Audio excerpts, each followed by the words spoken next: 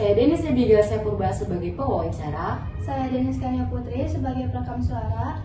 Inilah hasil wawancara kelompok kami untuk mata pelajaran bimbingan konseling dengan tema profesi. Kami harap video ini memuaskan. Selamat menyaksikan.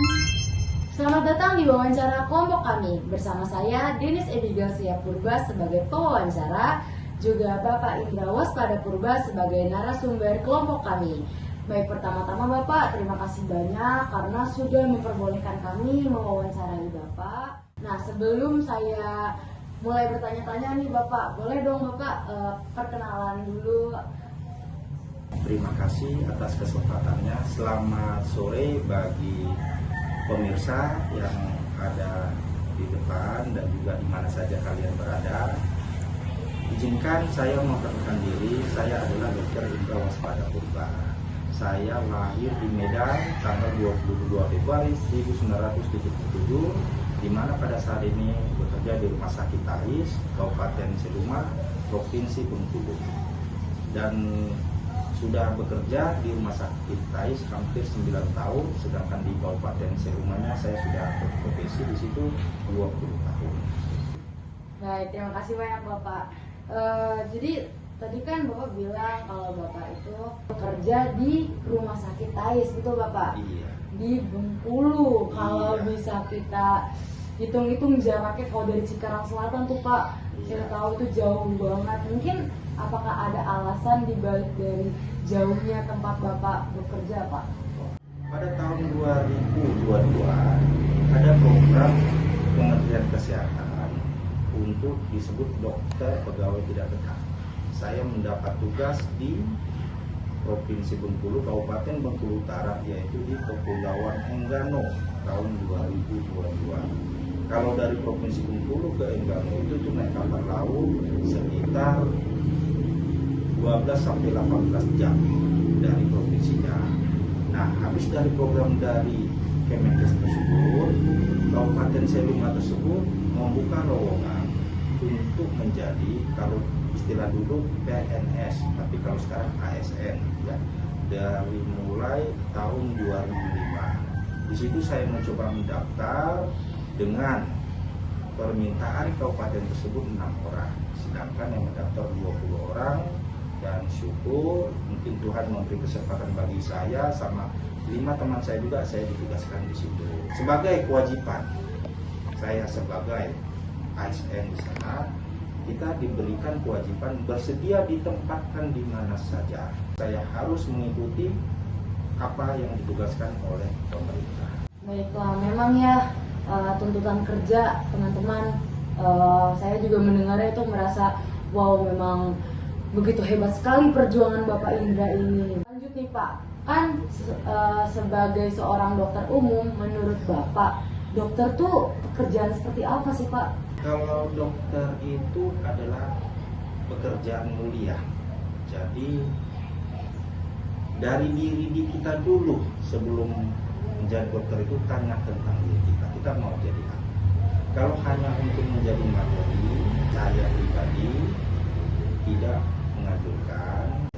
Tetapi kalau dengan rasa kemanusiaan dan juga untuk menabung amal ibadah kita, maka ambillah profesi yang bersifat kemanusiaan. Jadi apa yang kita lakukan tersebut adalah tugas kemudian bagaimana minimal mengurangi penderitaan orang yang kurang sehat, maksimal bisa membantu menyelamatkan manusia di dalam kesulitannya, di dalam kesehatan. Baik Pak, memang kalau kita juga ya teman-teman melihat bagaimana pekerja yang bekerja di bidang kesehatan memang sangat keren, sangat mulia sekali karena tujuan utama mereka adalah membantu masyarakat yang sedang sakit. Lanjut nih Pak, Iya. kalau boleh tahu latar belakang pendidikan Bapak itu apa sih Pak? Latar pendidikan saya tamatan dari SMA Negeri 8 di Kota Medan. Lulus tahun 1995. Kalau zaman dulu untuk sebagai profesi dokter itu harus yang lulusan IPA. Waktu mau masuk ya kedokteran tersebut, saya mengikuti ujian nasional. Kalau disebut itu dulu istilahnya UMPTN, ujian masuk perguruan tinggi. Saya mencobanya di Medan, di Universitas Sumatera Utara. Syukur kebaikan Tuhan diberi kesempatan untuk masuk di situ. Jadi di dalam kedokteran disebut fakultas kedokteran ya. Yang pertama kita menjalani pendidikan sarjana kedokteran. Di dalam sarjana kedokteran tersebut kita mengikuti pendidikannya selama 4 tahun. Sudah dapat sarjana kedokteran, kita disuruh mengambil pendidikan profesi dokter. Profesi dokter itulah kita bekerja di rumah sakit selama 2 tahun sehingga kita mendapat titelnya dokteran. Panjang sekali ya teman-teman, jalur yang harus ditempuh seseorang untuk menjadi seorang dokter ya Pak ya. Selain latar belakang pendidikan nih Pak, kalau seseorang ingin menjadi seorang dokter, kira-kira keterampilan apa saja sih yang harus dimiliki orang itu? Keterampilan untuk menjadi seorang dokter jangan takut itu yang pertama. Jangan takut melihat ada yang luka, ada yang pingsan, ataupun juga ada yang ibaratnya kelainan-kelainan bisa kejang-kejang. Jangan takut. Karena apa? Untuk dapat profesi tersebut adalah tindakan yang cepat yang harus segera diambil. Jadi kalau seandainya kita sendiri sudah takut, maka tidak bisa mendukung apa yang kita ambil. Yang kedua yang dibutuhkan adalah daya ingat. Di dalam pendidikan kedokteran tersebut materinya banyak, dan kalau kita tidak memahami teori tersebut, kita tidak bisa mewujudkan atau mengaplikasi tindakan apa yang harus kita lakukan. Paling utama tidak boleh lupa. Jadi udah dengar ya teman-teman, kalau banyak banget tuh keterampilan yang harus dikuasai. Saya agak penasaran nih, pernah nggak sih Bapak berpikir kalau kayaknya profesi dokter ini terlalu berat buat Bapak? Kedokteran tersebut bukanlah profesi. Kedokteran tersebut adalah sesuatu yang menantang, tetapi bisa membahagiakan orang lain dan diri kita.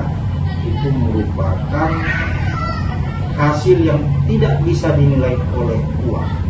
Kemudian nih Pak, lanjut. Tadi kan saat perkenalan tadi Bapak ada bilang kalau sudah melayani masyarakat di bidang kesehatan lebih dari 20 tahun kan ya Pak. Nah dalam 20 tahun itu ada nggak sih Pak kayak pengalaman yang benar-benar berbekas paling mengesankan buat Bapak? Ada pernah kejadian, jadi seorang pemuda ini mengendarai motor, dan pada waktu dia pulang dari pesta tersebut, dia saling menabrak truk jalan. Akhirnya si korban tersebut pingsan, tidak sadarkan diri dengan luka di kepala, hampir setengah kulit kepala ini terbuka semua. Di situ, pada waktu saya ditugas di situ itu belum ada rumah sakit. Dengan peralatan yang tersedia yang terbatas, penerangan yang terbatas, saya masih ingat ini pemuda ini. Akhirnya dengan lampu botol ini cuma minyak sama sulung cuma ditaruh di atas kepala korban, saya memegang, tidak ada penerangan, saya harus menjahit kulit kepala yang terkupas di setengah ini, dan syukur puji Tuhan terselamatkan. Saya penasaran, kira-kira keseharian Bapak sebagai dokter, entah saat di rumah sakit atau saat sedang ditugaskan ke tempat lain selain rumah sakit itu seperti apa sih Pak? Nah, kalau di rumah sakit memang sudah ada disebut SOP-nya. Jadi saya sebagai 3 penyebab di ruang IGD memeriksa, melakukan tindakan emergensi sampai minimal si pasien stabil. Habis itu mengkonsultasikan terhadap spesialis untuk penanganan selanjutnya. Nah, selebih daripada di rumah sakit, saya hanya bisa membantu apa yang kesulitan masyarakat di dalam kesehatan sebatas. Kira-kira kalau Bapak bisa berikan saran atau tips-tips kepada anak SMA yang memiliki keinginan atau panggilan untuk menjadi seorang dokter? Kira-kira apa yang Bapak ingin sampaikan? Niat kita dulu. Karena seumur hidup kita, profesi tenaga kesehatan itu tidak ada istilah pensiun. Walaupun kita sudah selesai tugas kita sebagai ASN, kita masih tetap di lingkungan masyarakat seumur hidup kita. Jadi kalau niat kita memang sudah tercapai tersebut, jangan khawatir. Maka di atas 50% kita pasti akan berhasil dan menjalannya juga dengan semangat. Itu yang pertama. Yang kedua, kita tahu apa yang mau kita raih. Kalau sekarang kan banyak beraneka ragam universitas dengan kriteria nilai baik di Pulau Jawa, di Sumatera, adalah peringkat 1, 2, 3 dengan nilai minimal. Yang paling utama itu adalah strategi di dalam mengikuti ujiannya. Kalau zaman saya dulu dalam proses penerimaan profesi kedokteran itu ada dua. Yang pertama jalur undangan, yang kedua itu adalah jalur ujian secara negara atau UMPTN. Nah, di dalam jalur undangan itu dalam masa saya itu kita dari mulai kelas 1 minimal kita harus ranking 1 atau juga ranking 2 sampai kita selesai situ dia. Dan kalau memang kita tidak mampu di dalam undangan tersebut, kita bisa mengikuti jalur UMPTN, tapi kita harus memahami strategi di dalam ujiannya. Karena di dalam masa saya dulu penilaiannya itu adalah samanya satu soal benar kali 4, salah dikurangi 1. Jadi tidak ada pembanding matematikanya lebih tinggi, bahasa Indonesia lebih rendah, atau biologi lebih tinggi. Tidak, disamakan semuanya. Jadi adalah kita harus mengerjakan soal tersebut mana yang lebih cepat,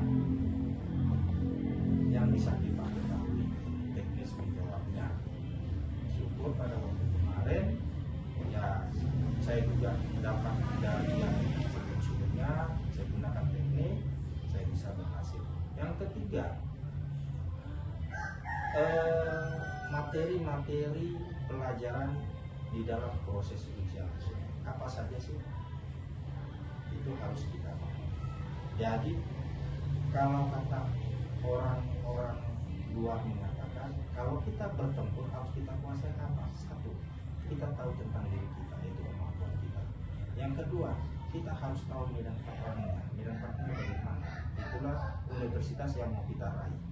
Kalau kita kuat mampu, pilihlah lebih tinggi. Tapi kalau kita masih tidak kurang mampu, pilihlah yang penting masuk. Yang ketiga, kita medan perang, baru kemudian materinya, ujiannya. Kalau udah kita unsur ini kita kuasai, sudah mudah-mudahan ya atas izin Tuhan Yang Maha Esa kita dapat bisa masuk di situ. Dan kalau zaman sekarang mungkin ada jalur-jalur yang lain, tapi terus terang kalau untuk menjalur yang di luar yang saya bilang tadi, mungkin ada persyaratan khusus dan saya juga nggak bisa mengatakan karena terus terang sekarang pendidikan mahal ya di situ ya, mahal sekali. Nah, jadi yang saya kasih trik-trik tersebut adalah bagaimana kita meraih, tapi juga kita tidak terlalu banyak mengeluarkan. Itu dia. Baik, terima kasih sekali Bapak. Jadi teman-teman yang kiranya tuh nanti masa depannya mau menjadi seorang dokter, boleh tuh mulai dicicil-cicil materi-materinya, boleh di review ulang lagi mau ke univ mana dan lewat jalur apa, biar nanti kita nggak bingung-bingung dan kita sudah mateng persiapannya, begitu ya Pak ya? Iya. Baik, tak terasa bahwa sesi wawancara kali ini telah usai. Kembali saya berterima kasih banyak kepada Bapak karena sudah bersedia memberikan waktunya untuk diwawancarai, dan saya juga mewakili kelompok saya berterima kasih kepada teman-teman karena sudah menonton, menyimak sampai habis. Tanpa basa-basi lagi, saya tutup wawancara kali ini. Terima kasih dan sampai jumpa. Sampai jumpa.